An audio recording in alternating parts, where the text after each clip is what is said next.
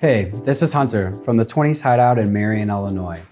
Today we're going to be making an espresso martini with some ingredients here that will be easy to make at home that you could pick up at any Lucky or Speakeasy liquor store, or that we could also make for you here behind the bar. So first off, I've got a shaker filled about halfway with ice. We have our espresso beans that we'll save those for the very end, martini glass, some measuring cups. We have a Mr. Black's coffee cold brew liqueur, a Tito's vodka, which is also gluten-free. We have the white cream de cocoa, and then here we have some Baileys to top everything off. So first off, we'll start with about 1.5 ounces of this Mr. Black's cold brew liqueur. You could also use Tia Maria, Kahlua, or any variation of a coffee liqueur that you prefer. Got 1.5 ounces of that in there.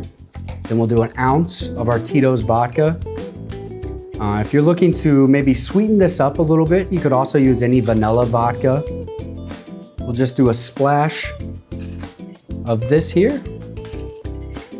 And then we'll top everything off here with 1 ounce of this Baileys.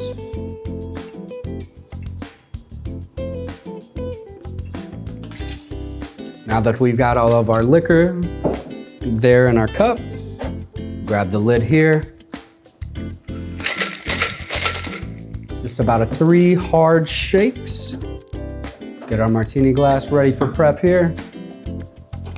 Take our strainer and strain like so.